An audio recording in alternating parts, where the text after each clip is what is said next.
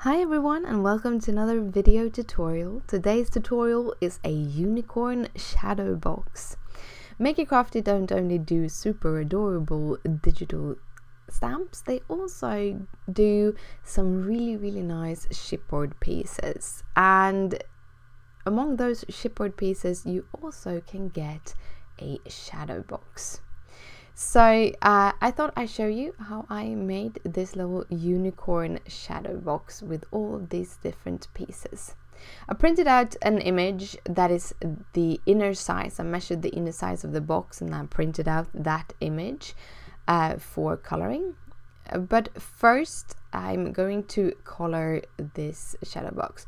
Now an important thing to think about, which I didn't think about, is that you want to look on how these pieces would fit together if you are doing something like I'm doing, where I have a top part, a bottom part, and then kind of two colors that match, because the two pieces that I am coloring right now, they are actually supposed to go in the opposite way around.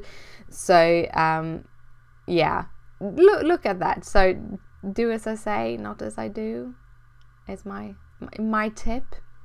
Anyhow, I'm using a couple of different distress paints. I will have the links in the description down below, but I think it is broken china, tumbled glass, and some picket fence.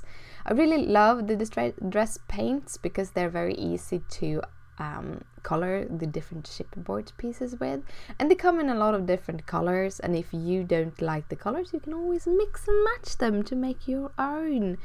I really do enjoy playing with them. Starting off here with some broken china, and this is the kind of support that you put on the back of the shadow box, so you have something to angle it on when you display your piece.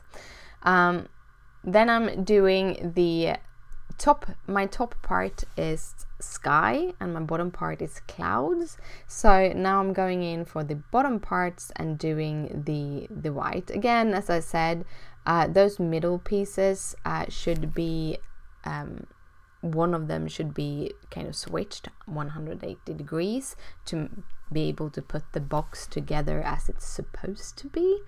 I think I wiggle it together so it does fit, but I would recommend kind of looking on how you put the kind of frame together before adding the color. But don't put the frame together before adding the color, because it will make it harder to add the frame together, sort of. Anyhow, I'm using a blending stump to color this the chipboards, or a mini blending thing, and you can actually wash those blending foams. So that is what I do. I wash the blending foams in between my coloring. Then I have chosen two cute little chipboard pieces from kind of a baby set. As I said, they will be linked in the description down below, so if you want to get these, there are links in the description. Also on my blog, if you're watching on my blog, you have the whole with images links at the end of the blog post, so that you can just click there and you will go to the different products if you want to. Using some yellow ink. I'm not 100% sure which it is, but I think it is like, yeah, mustard. That is what it is. It's the mustard one that is the yellow one. I blended it with the picket fence to make it lighter, because I wanted a very light yellow, and that was basically the only yellow I have. I don't have the full set of the paints yet, but I'm getting there. I'm getting one or two every time I put in an order with a company that's carry them. Then I put a couple in, and so that I can soon have them all. Then I'm going to color the image, and as I said, I printed this out on the Make It colorful cardstock. which is a cardstock that Zoe from Make It Crafty has kind of found and is selling through Market Geek, and there's a link in the description down below for those two. I printed it out to be the same size or inner size of the frame, so that I can just glue it on and then put the frame together. I gave it kind of a little frame just to make it easier to cut out. And this is two different digital stamps put together, one with the rainbow and the clouds, and then the cute little unicorn.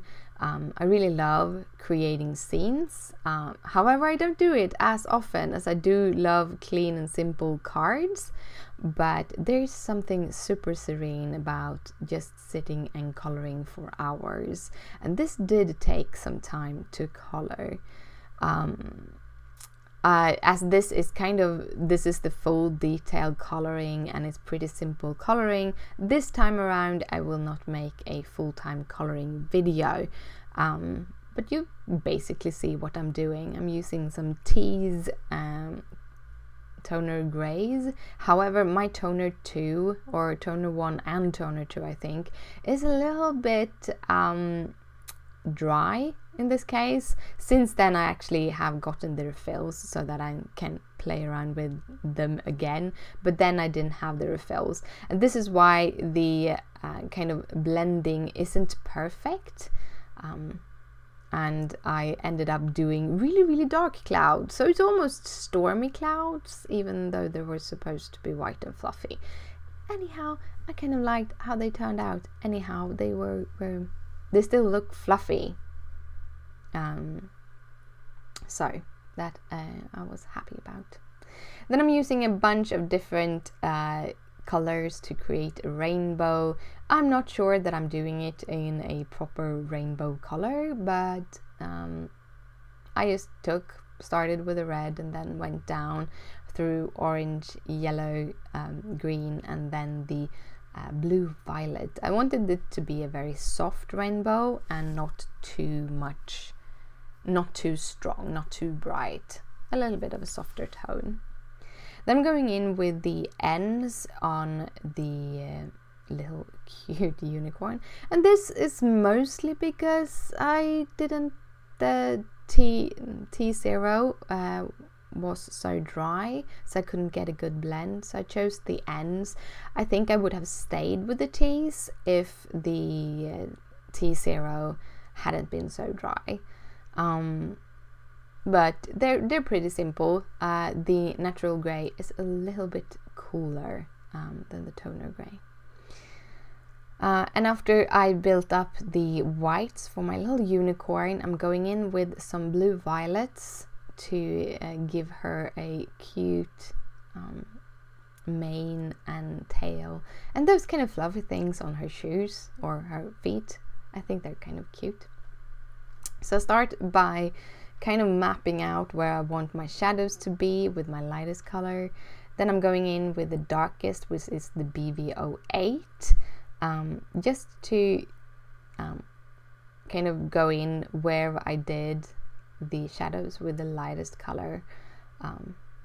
Just wanting the mane just being all fluffy, but quite a simple coloring.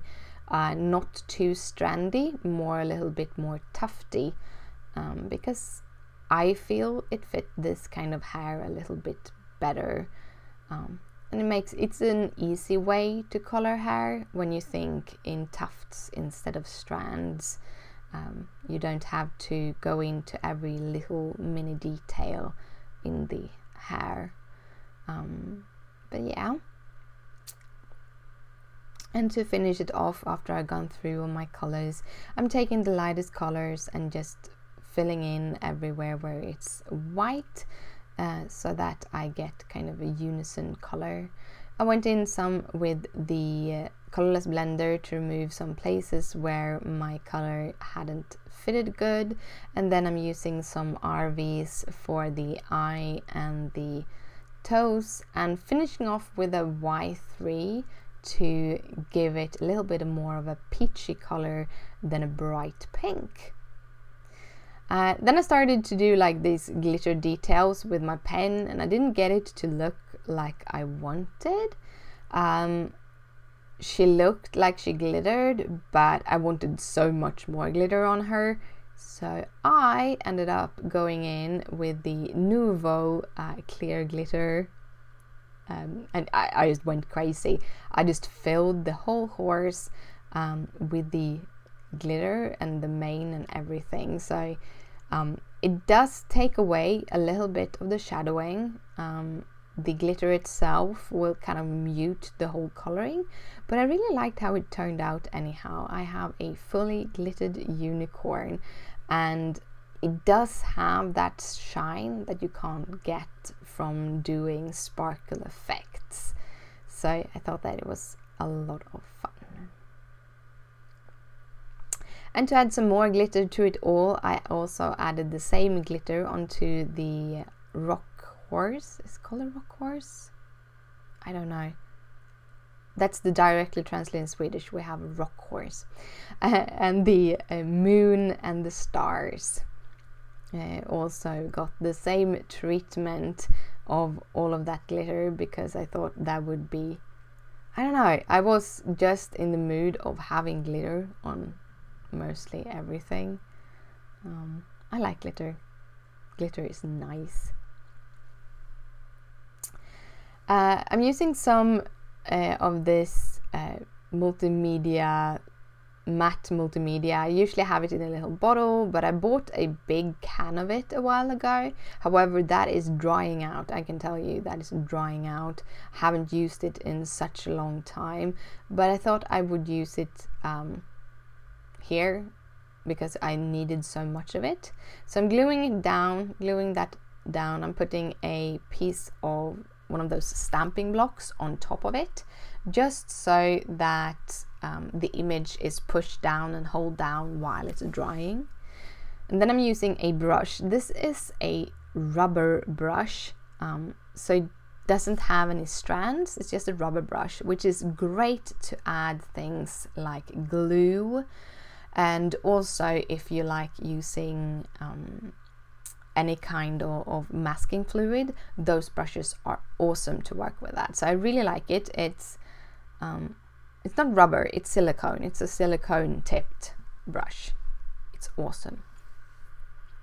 And then I'm just adding all the glue around all of the details, and on top I already add glue on top of that frame, putting it together, just pushing it down carefully.